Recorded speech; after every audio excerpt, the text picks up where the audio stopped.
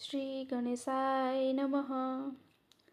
જય શ્રી કૃષ્ણ મિત્રો, તમે જોઈ રહ્યા છો મારું યુટ્યુબ ચેનલ ધાર્મિક વ્રત કથાઓમાં આપનું સ્વાગત છે. આજે હું તમને કહેવા જઈ રહ્યું છું સૂર્યનારાયણની વ્રત કથા. જો તમને મારો વિડીયો પસંદ આવે તો લાઈક, શેર, કમેન્ટ અને સબસ્ક્રાઈબ કરજો. ભગવાન સૂર્યનારાયણનું વ્રત મહાસુદ સાતમ અથવા કોઈપણ રવિવારથી આ વ્રત કરી શકાય છે.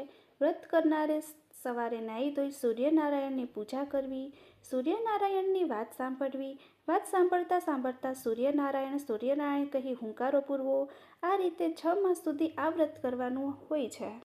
સૂર્યનારાયણ કથા. સૂર્યનારાયણ હતા તે વનમાં રહેતા હતા. એકવાર તેઓ તેમની માને કહેવા લાગ્યા, માં, મારો વિવાહ કરો. માએ કહ્યું, આ વનમાં તે કોની સાથે વિવાહ કરવો? સૂર્યનારાયણે કહ્યું, માં, આ વનમાં એક રાણી રહે છે. તેને રન્નાદે નામની દીકરી છે. તેની સાથે મારો વિવાહ કરો. માએ કહ્યું, કહેવા જાઉં ને ના પાડે તો? સૂર્યનારાયણે કહ્યું, પૂછી આવો તો ખરા. સૂર્યનારાયણની મા રાણી પાસે ગયા અને કહેવા લાગ્યા, રાણીજી, તમારી દીકરી રન્નાદેનો વિવાહ કેમ નથી કરતા? રાણીએ કહ્યું, આ વનમાં કોની સાથે વિવાહ કરીએ? મારા સૂર્યનારાયણ સાથે કહ્યો. સૂર્યનારાયણની માએ કહ્યું. રાણી બોલ્યા, તમારા સૂર્યનારાયણ આખો દહાડો નવખંડ પૃથ્વી ફરે ને સાંજે ઘરે આવે ત્યાં સુધી મારી દીકરીથી ભૂખ્યું રહેવાય નહીં. આવા દુઃખમાં મારાથી દીકરી દેવાય નહીં. સૂર્યનારાયણની માં ઘરે આવ્યા. રાતે સૂર્યનારાયણે પૂછ્યું, માં, વિવાહ કરીને આવ્યા ને? ના રે ભાઈ, એ તો કહે છે કે તમારો દીકરો આખો દહાડો નવખંડ પૃથ્વી ફર્યા કરે ને સાંજે ઘરે આવે. આવા દુઃખમાં મારી દીકરી ન રહેવાય. સૂર્યનારાયણની બધી વાત સમજી ગયા.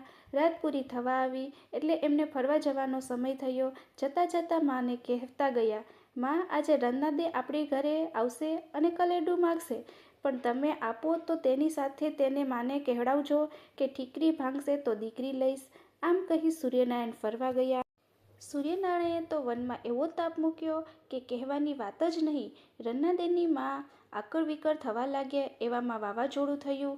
સમ કરતો પવન ભારે વેગથી ફૂંકાયો અને રાણીજીનું છાપરું ઉડી ગયું. છાપરું ઉડતાની સાથે એક નળિયું બરાબર કલેડાની ઉપર પડ્યું એટલે કલેડું નંદવાઈ ગયું.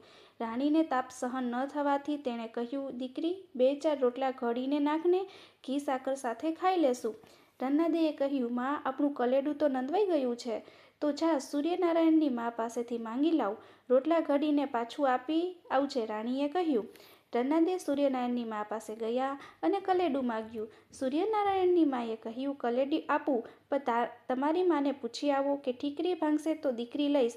રન્નાદે માતાને પૂછવા આવ્યા. રાણીએ કહ્યું, ભલે, સાચવીને રાખજે, શાને ભાંગે છે? રન્નાદે સૂર્યનારાયણની મા પાસેથી કલેડું લઈ આવ્યા અને રોટલા ઘડવા બેઠા. રોટલા ઘડી રહ્યા એટલે મા દીકરીએ ઘી સાકર લઈને ખાધું. પછી રન્નાદેએ કલેડું પાછું આપવા નીકળ્યા. થોડે ગયા તો માર્ગમાં 2 સાંઢિયા લડતા હતા. રન્નાદે ઓચિંતા અડફેટે આવી ગયા અને કલેડું ફૂટી ગયું. રન્નાદે તો ઘરે આવ્યા, પોતાની માને વાત કરી.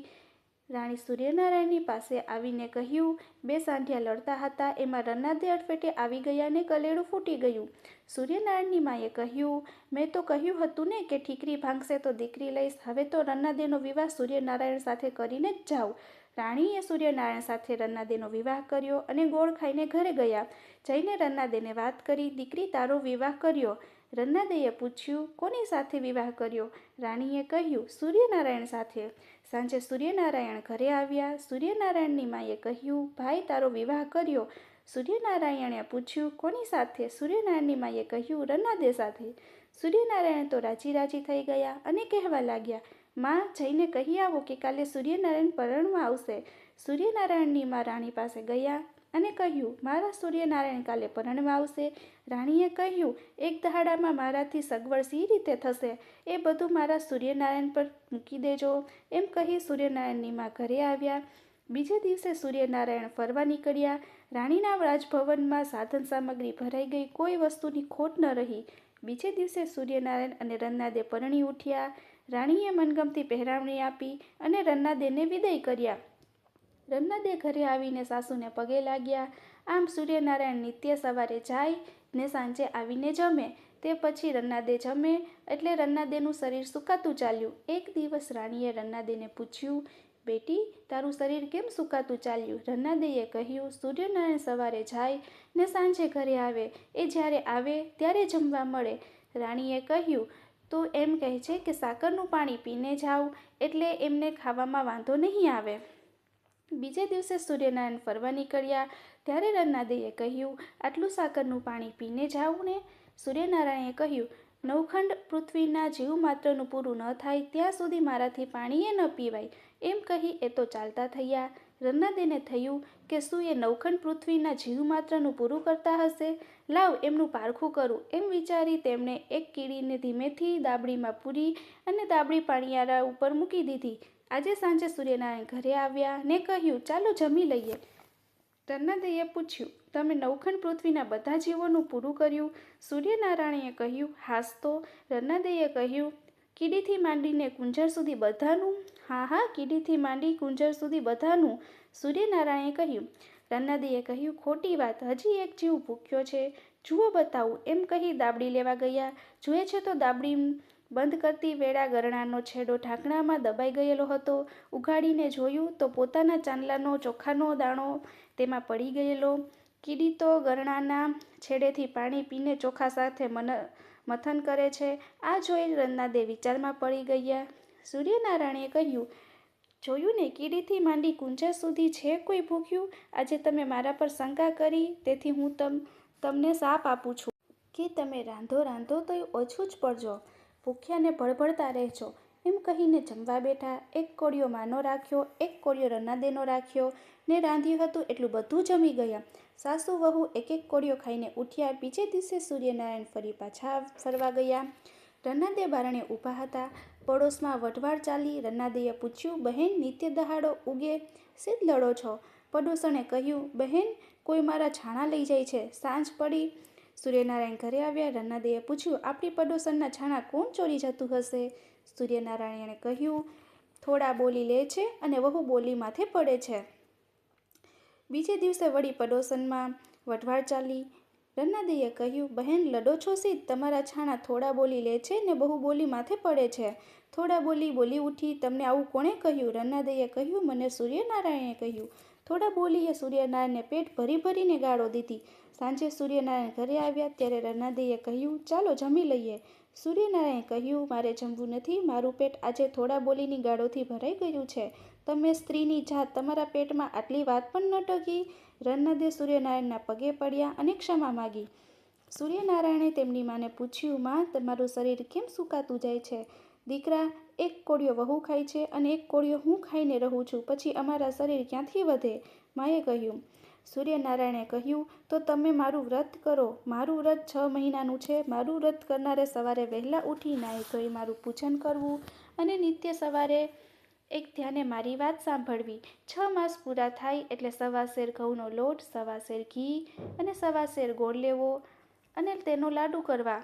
લાડુ મને ધરાવી તેમાંથી એક લાડુ રમતા બાળકને, બીજો ગાયોના ગોવાળને અને ત્રીજો લાડુ માડીને આપવો. ત્યાર પછી એક સુપાત્ર અતિથિને જમાડવો. ચોથો લાડુ પોતે આરોગ્યો. આ રીતે મારું વ્રત કરવું. આ વ્રત કરવાથી દુઃખ દરિદ્રતાનો નાશ થાય છે, આયુષ્ય વધે છે, માંજિયાને ઘરે પારણું બંધાય છે અને અંતકાળે મોક્ષ મળે છે. રન્નાદે અને સૂર્યનારાયણની માએ સૂર્યનારાયણનું વ્રત લીધું અને 6 મહિને પૂરું કર્યું. આજે એમનું વ્રતનું ઉજવણું હતું. એમને તો 1.25 સેરનો લોટ, 1.25 સેર ઘી, 1.25 સેર ગોળના લાડુ બનાવ્યા. એક લાડુ રમતા બાળકને, બીજો ગાયના ગોવાળને, ત્રીજો લાડુ માડીને આપ્યો. પણ હવે વનમાં સુપાત્ર માણસ કે અતિથિ ક્યાંથી મળે? એટલામાં રામ લક્ષ્મણ ફરતા ત્યાં આવ્યા. ડોશીએ એમને નોતરું દીધું ને જમવા બેસાડ્યા. આવી રીતે સાસુ વહુએ વ્રત ઉજવ્યું. હવે તો તેઓ થોડું રાંધે તોય વધ્યું ને વધ્યું, થોડું જમે તોય ધરાયા ને ધરાયા. સૂર્યનારાયણ આ વ્રતના પ્રતાપે તેમને કોઈ વાતનું દુઃખ ન રહ્યું. રામ લક્ષ્મણ જમીને ઘરે ગયા અને સીતાજીને કહ્યું, અમે તો સૂર્યનારાયણને ત્યાં જમીને આવ્યા છીએ. સીતાજી વ્રત કરતા હતા. તેમણે કહ્યું, હવે મારે વાત કોને કહેવી? રામ લક્ષ્મણ કહે, આ વનમાં એક રબારણ રહે છે. તેનો એકનો એક છોકરો મરી ગયો છે. એ દુખિયારી હજુ ભૂખી ભડભડતી બેસી રહી છે. ત્યાં જઈને વાત કહો.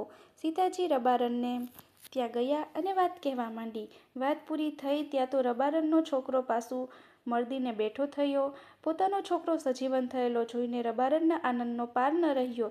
એ તો સીતાજીને પગે લાગી અને તેને સૂર્યનારાયણનું વ્રત કરવાનું નિયમ લીધું. જય સૂર્યનારાયણ ભગવાન, જેવા બધાને ફળ્યા એવા અમને ફળજો.